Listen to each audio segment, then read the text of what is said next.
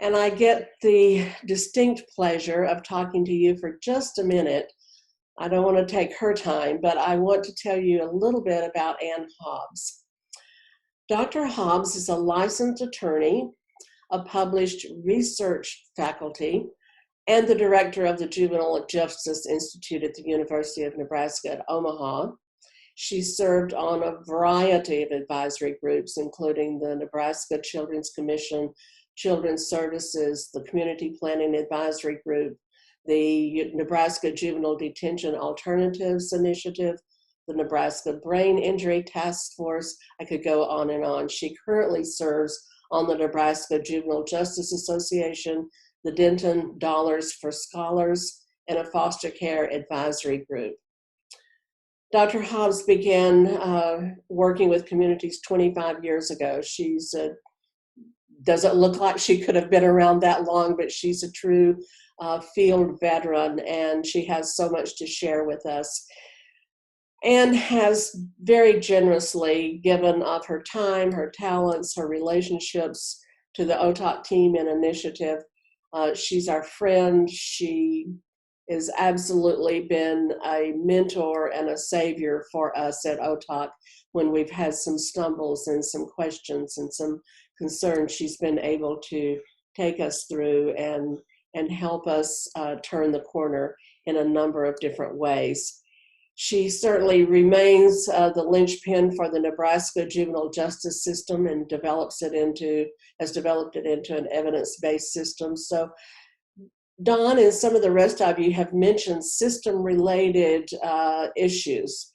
And indeed, at OTOK, that's one of our missions. Certainly, we keep our eye right on the prize, which is about our kids, our town, our kids. That's the reason we continue to keep that OTOK banner flying.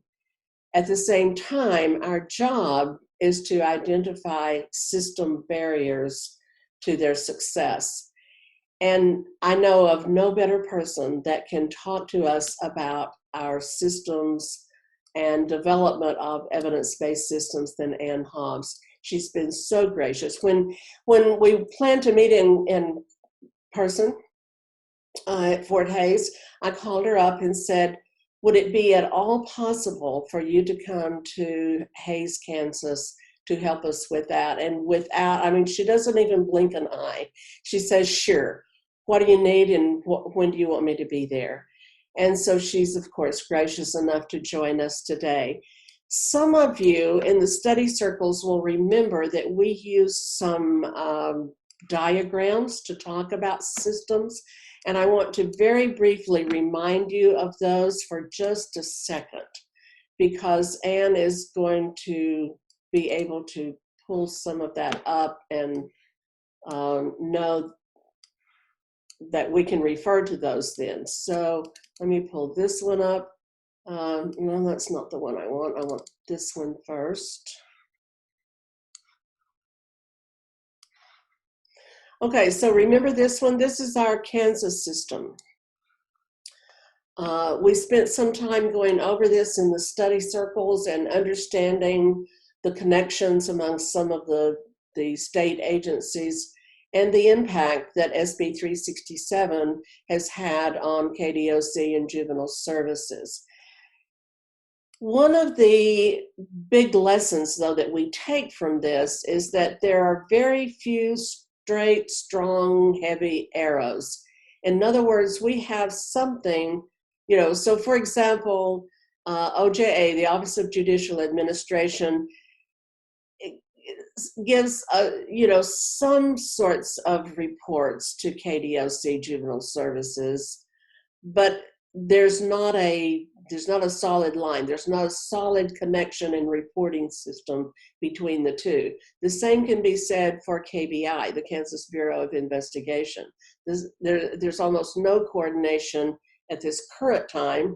This has been in the news a lot recently with the Kansas Department for Children and Families. Brock Landwehr is here today, and he's one that sort of literally, I think I'm not overstating this, Brock, he sort of is this dotted line. He sort of trots over here to OJA and trots over here to KBI to gather up what he can and pull it into KDOC. But generally speaking, this is a system that is not centralized, it's scattered, right? So this is what we have. This is what we're working with. There are strengths and there are limitations, just as there is with any system. But it's important that we understand the system so that we can know how it operates and how we might be able to correct it just a little bit differently. So then what I showed you was the Nebraska, no, I want to get the other one. I want to look at the Nebraska old system, which was similar to Kansas. This was pre-2013. So it was sort of the same, but they did have several kinds of agencies and structures and institutions that did report to the Nebraska Crime Commission, which is sort of their equivalent of KDOC in Nebraska. But the court system and the probation administration was outside of that loop, and it was a fairly singular kind of sort of one-way direction here.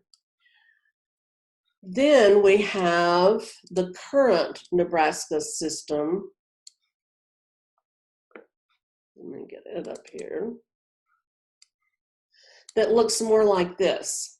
And I'm not going to go over this in detail, but Anne is going to tell you more about this system, because I'm telling you, she is the linchpin that she didn't do this by herself. None of us do. We're not an island. But she has been a part of this initiative for about 10 years to have a data system. So here's Juvenile Justice Institute. This is where Anne and her crew operate.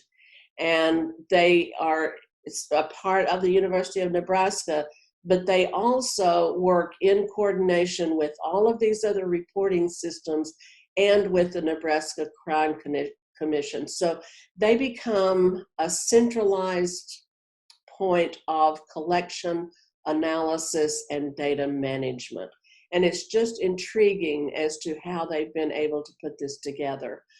So I'm going to stop there, but it is absolutely with great honor and humility and appreciation that I introduce you to Dr. Ann Hobbs. Ann? Hello. I think in a few minutes we'll be playing a recorded clip, but I have to respond. Dawn, your discussion about narrative, it just absolutely touched my heart. Part of it is, I don't have this on my screen, but we'll see if we can see this. So that's my crew. And the reason I have to tell you that is while I'm off mute, you might hear big thumps and big jumps, to quote Dr. Seuss.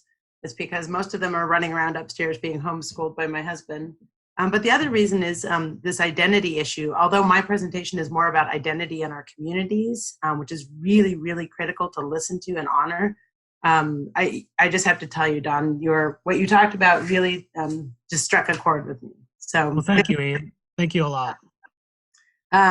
This discussion, I don't know if you could tell from the picture, but 5 of our children, my husband and I were empty nesters, and then we adopted 5 children, and they came from a family where the courts clearly had labeled the family, and it's such a strong label. We've talked about leaving the state or leaving the country, like how do we shed this? But there's also questions and issues of racial identity. And so it just really hit home with me. But like I said, my presentation today is really more about community identities and honoring the different personalities. I frequently refer to our 2 largest communities as siblings because they spar and compete like siblings sometimes. So I think we have a recorded segment because my internet out here on an acreage isn't always very good, and then I will take questions afterwards. So